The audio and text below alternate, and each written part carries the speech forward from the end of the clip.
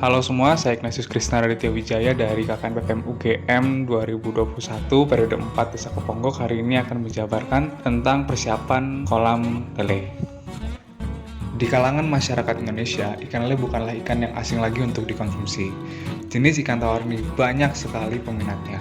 Bahkan saking tingginya permintaan, sekarang ikan lele tidak hanya dipelihara di empang, tetapi mulai dibudidayakan di kolam lele yang lebih modern seperti kolam terpal.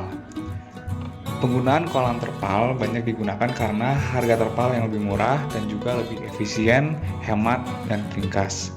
Jika pada kolam biasa perlu beberapa kali mengganti air, tidak demikian dengan kolam terpal. Hal inilah yang menjadikan banyak orang beralih ke kolam terpal. Selain beberapa alasan di atas, keunggulan menggunakan kolam terpal yaitu satu, ikan lebih aman dari pemangsa liar. Kemudian lele tampak lebih bersih dan berkualitas. Ketiga, biaya yang dibutuhkan lebih ringan daripada kolam semen atau kolam sejenis. Dan yang terakhir, perawatannya lebih mudah. Varietas ikan lele di Indonesia banyak sekali yang dapat dijumpai. Umumnya, varietas ini berasal dari kawin silang antara ikan lele jenis satu dengan ikan lele jenis unggul lainnya. Di Indonesia sendiri banyak yang menggunakan dua jenis ikan lele utama, yaitu lele dumbo dan lele sengkuryang. Ikan lele sendiri memiliki banyak keunggulan, diantaranya pertumbuhan yang sangat cepat sehingga cepat panen, yaitu di bawah 3 bulan. Kemudian dapat hidup pada kondisi perairan yang minim, lalu sifatnya juga cukup rakus, dan dagingnya yang gurih sehingga banyak diminati oleh banyak orang. Untuk persiapan tahapannya sendiri ada beberapa. Yang pertama yaitu wadahnya, di mana lokasinya ini apakah cukup teduh atau memiliki cukup air. Kemudian ketika sudah dianggap cukup teduh dan cukup air tadi, terpal yang digunakan ini kuat atau tidak, tebal atau tidak. Karena ada beberapa sistem penggunaan kolam terpal, ada yang ditanam, dikubur, atau dibikin dinding dari bambu.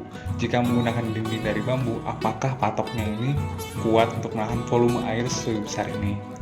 Lalu jangan lupa, ketika kita sudah menentukan tadi ya lokasinya sudah baik, terpalnya sudah baik, si bagian dalam terpal yang akan bertemu dengan air ikan ini harus sudah bersih dari zat-zat kimia atau baulen yang mampu menyebabkan kematian pada benih lele. Untuk pembuatan probiotiknya sendiri ada beberapa cara. Cara yang paling mudah adalah menggunakan irisan daun pepaya, kemudian kita sebar ke dalam air yang sudah ada di kolam, didiamkan beberapa waktu sebelum akhirnya pembenihan. Tapi beberapa cara yang lain menggunakan campuran antara jus daun pepaya, molase, dan EM4 perikanan, dimasukkan ke dalam satu ember besar, didiamkan beberapa hari, lalu disebarkan ke dalam kolam seperti ini. Lalu kita baru bisa menyebarkan benihnya. Setelah kita mempersiapkan kolamnya, airnya, maka kita siap menyebarkan benih.